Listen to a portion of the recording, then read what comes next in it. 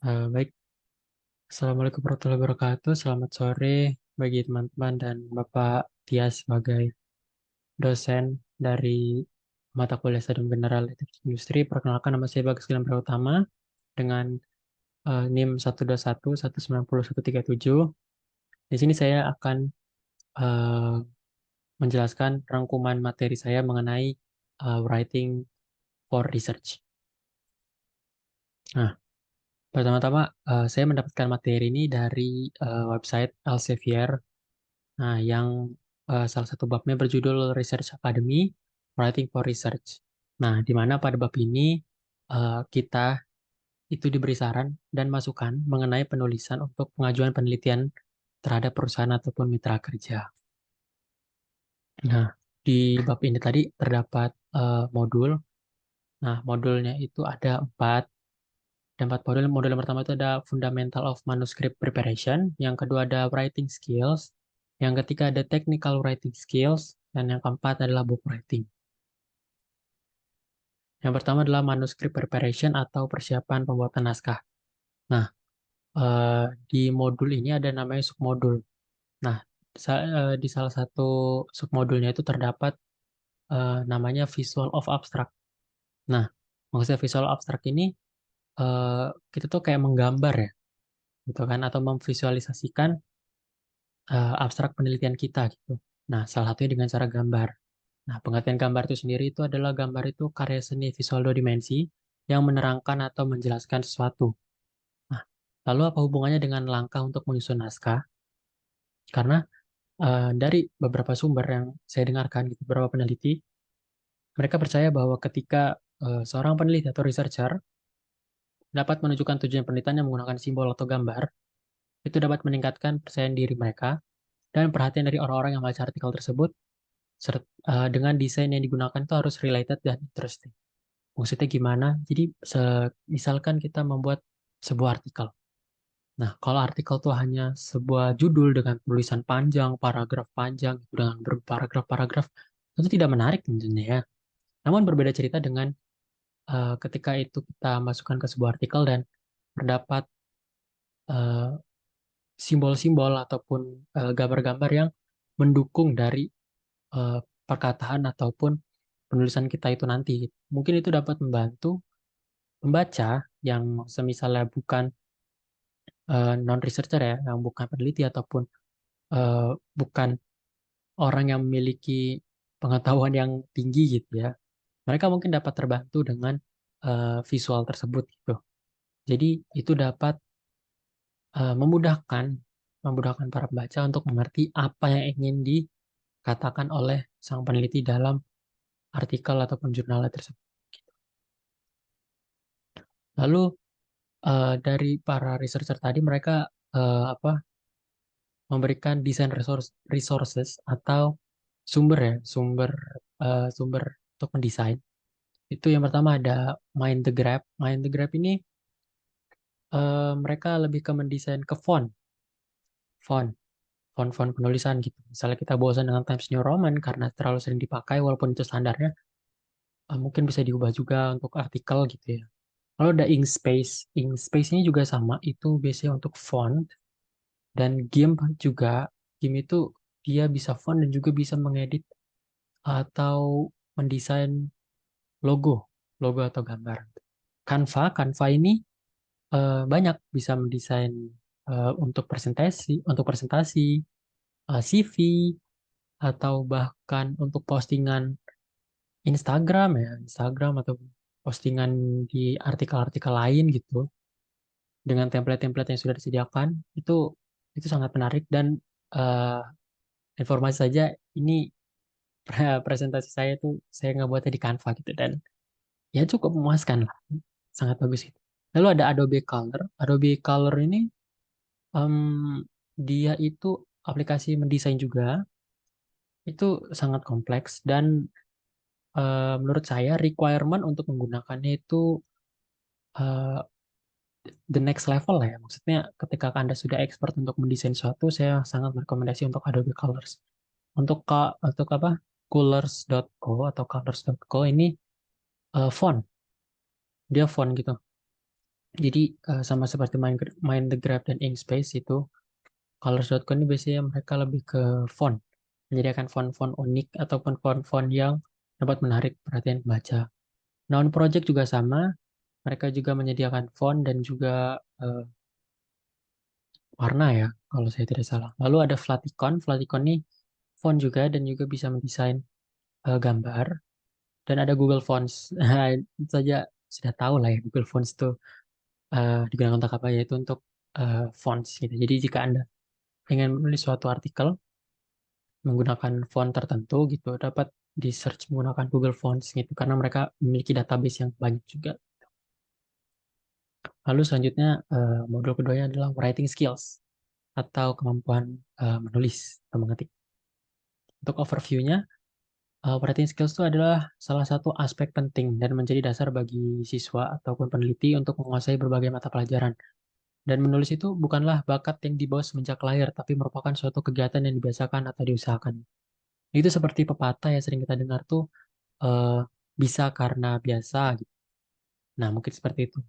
Ketika Anda sering menulis suatu artikel, menulis suatu jurnal gitu, Anda sudah tahu apa yang harus Anda sampaikan, apa yang harus eh, Anda masukkan ke dalamnya gitu. Seperti apa kata-kata yang baik untuk digunakan gitu. Nah, sebagai contohnya writing skills itu seperti poor language quality can delay or block publication. Maksudnya apa? Bahasa yang digunakan ketika kualitas bahasanya jelek itu dapat eh, melambat atau bahkan se apa seperti menghadang publikasi kita dalam mempublikasi jurnal atau artikelnya. Kenapa begitu? Bisa Anda bayangkan saja gitu, ketika Anda menulis suatu artikel dan artikelnya itu tidak jelas. Eh, Tidak jelas maksudnya dalam artian bahasa yang digunakan gitu, mungkin sedikit bertele-tele ataupun terlalu sering adanya pengulangan kata gitu, atau bahasa pemborosan kata gitu. Nah, atau juga menggunakan bahasa-bahasa yang tidak etis atau tidak cocok gitu. Nah, itu bisa bisa memperlambat Anda gitu ya. Lalu yang kedua itu always use proper English. Kenapa use proper English? Karena bahasa internasional sekarang itu adalah bahasa Inggris ya. Jadi ketika Anda ingin menulis jurnal internasional ataupun artikel internasional gitu kan, tujuan untuk eh, meraup reviewer, eh, meraup viewer dari luar negeri juga selain dari Indonesia, Anda tentu harus menggunakan bahasa Inggris. Nah, disarankan untuk menggunakan bahasa Inggris yang baik dan benar. Kalaupun Anda bingung seperti apa gitu, kita banyak aplikasi ataupun website yang bisa Anda akses secara gratis hanya menggunakan kuota ataupun internet saja ya. Itu Anda sudah bisa mendapatkan kalimat yang Anda inginkan. Salah satunya ada Grammarly, ya, ataupun deepl.com itu bisa ketika Anda ingin menerjemahkan bahasa yang ingin Anda sampaikan dalam bahasa Inggris itu bisa itu. Lalu do publishers correct language? Apakah orang-orang yang mempublish artikel kita gitu ya? Apakah mereka mengkoreksi bahasa kita? Jawabannya tidak. Kenapa tidak? Karena tugas mereka hanya mempublish gitu ya. Mungkin mereka tidak melakukan koreksi tapi melakukan apa namanya, peninjauan peninjauan saja gitu. Jadi mereka hanya melihat gitu. Mungkin gitu saja sih kalau tidak layak. Ya, tadi kan akan diblok publikasinya gitu. Mungkin seperti itu. Karena pada dasarnya bahasa penulisan ataupun bahasa-bahasa yang digunakan dalam artikel tersebut itu full tanggung jawab sang penulis atau sang autor gitu. Lalu yang ketiga ada modul yang ketiga itu technical writing skills. Tergantung pada bidang studi Anda, ada berbagai jenis artikel dan format yang perlu Anda kuasai. Salah satunya adalah sistem penyusunan huruf LaTeX. Misalnya, telah terbukti menjadi alat yang ampuh bagi para peneliti di bidang di mana tabel, gambar, dan rumus itu adalah fitur naskah yang biasa digunakan. Nah, seperti halnya teknologi, ada kiat dan trik yang dapat membuatnya lebih mudah digunakan. Dalam panduan pemula ini, kami akan panduan. Nah, ini eh, di modul tersebut itu eh, para peneliti itu mengajak mengajak yang apa viewernya atau penonton-penontonnya untuk menggunakan latex gitu ya. Jadi kita diajarkan trik dan cara-caranya gitu. Bagaimana cara menyusun tabel, gambar, dan rumus di dalam artikel dengan mudah. Nah, ada beberapa hal yang menarik gitu. Dan bagi saya, di mereka situ membahas bahwa kenapa review itu berguna gitu. Why are reviews useful? Atau peninjauan ya. Ataupun ya seperti itu review ya. Karena review itu dapat membantu mengorganisir, mengevaluasi, dan mencari informasi. Nah, maksudnya ketika kita menulis artikel gitu, lalu ada reviewer yang bersedia gitu untuk membantu kita, kita dapat mengetahui gitu. Kita terdapat, maaf, kita terdapat salah di mana, dan juga mengevaluasi kita seperti apa gitu, penulisan yang baik, ataupun kata-kata yang digunakan yang benar yang seperti apa gitu. Lalu review tersebut, review tersebut adalah pintu masuk bagi siswa dan pembuat kebijakan dapat menyediakan jembatan antar bidang ya. Maksudnya ketika Anda apa maksudnya ketika Anda di bidang industri gitu melakukan penelitian, nah, mungkin ada peneliti yang sedikit tertarik gitu ya. Mungkin mereka bisa menawarkan Anda untuk melakukan penelitian di bidang mereka juga gitu. Ketika menurut mereka itu menarik dan berkaitan. Lalu yang terakhir dapat mengarahkan dan membentuk penelitian di masa depan. Maksudnya penelitian Anda itu bisa digunakan untuk penelitian di masa depan atau diulas kembali atau diteliti kembali gitu. Itu bisa. Lalu why write a review? Kenapa harus menulis ulasan gitu? Karena kenapa kita harus menulis gitu ya? Karena itu adalah kesempatan untuk menunjukkan keahlian dalam subbidang Anda atau subbidang kita. Jadi ketika kita ahli dalam satu subbidang dan kita tahu di mana ada artikel orang lain gitu dan kita tahu di mana mereka salahnya, bisa kita tulis ulasan untuk mereka gitu sebagai latihan juga untuk kita gitu dan itu tadi sebagai evaluasi juga bagi mereka dan informasi tambahan untuk mereka juga. Yang kedua, rata-rata ulasan dikutip dan diunduh lebih banyak daripada artikel penelitian primer. Nah, itu karena ya seperti tadi, gitu.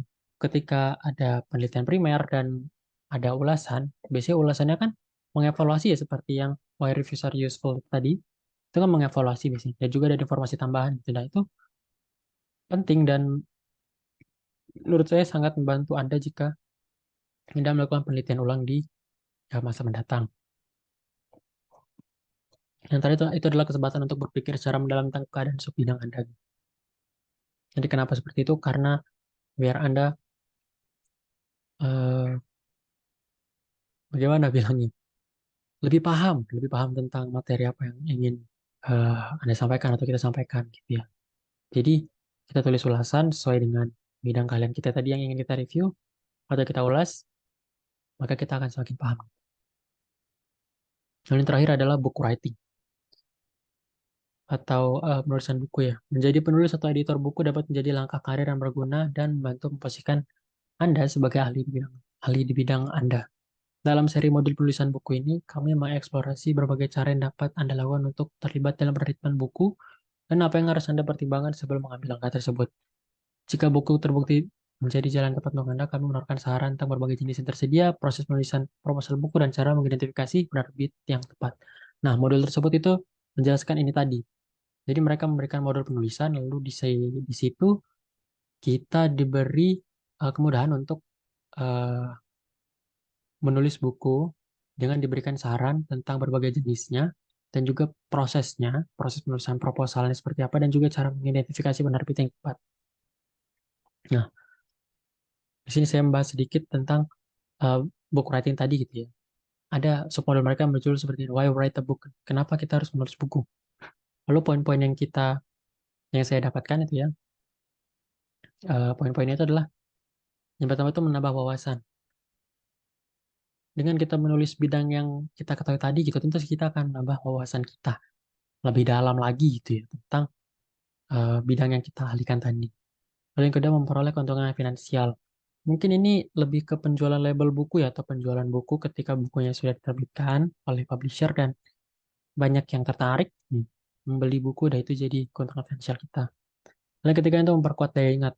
Memperkuat daya ingat itu seperti long term memory ya. Karena apa yang kita tulis di buku pasti kita ingat gitu ya. Pasti terus saja kita ingat walaupun sedikit-sedikit lupa gitu. Pasti tentu saja kebanyakan ingat karena kita menumpahkan isi ide-ide kita dan gagasan kita dalam buku tersebut. Lalu yang keempat itu adalah open minded. Open minded di sini maksudnya Anda terbuka dalam menerima informasi ataupun eh, evaluasi dari sumber baru ya atau sumber-sumber yang eh, tidak terduga gitu. Itu maksudnya di situ. Lalu yang kelima, earning respect. Maksudnya Anda memperoleh keseganan. Karena kalau nggak salah kata di salah satu modulnya itu dikatakan bahwa ada beberapa orang yang disegani karena mereka sudah menulis buku gitu, ataupun menulis jurnal ataupun artikel. Karena terkesan mereka lebih bukan lebih ya, karena mereka memang cerdas juga gitu ya, bisa menulis sebuah jurnal gitu, dan itu mereka pasti akan disegani atau they earn the respect. Lalu Anda mengabadikan gagasan. Seperti saya bilang tadi gitu kan, ketika Anda em, apa menuliskan gagasan Anda ke dalam buku gitu, itu tentu saja Anda seperti mengabadikan gagasan Anda. Sebagai contoh itu seperti teori bumi datar ya, teori bumi datar gitu. Itu kan gagasan orang tersebut gitu, ya, gagasan orang yang berpendapat bahwa bumi itu datar. Karena dia bergagasan seperti itu, maka banyak orang yang tahu gitu. Dan walaupun dia sudah tiada, misalnya nanti ataupun dia sudah tiada, ya masih akan dikenal gitu. Teori dia tentang tentang bumi itu datar. Ataupun seperti Charles Darwin yang berkata bahwa kita itu evolusi dari monyet.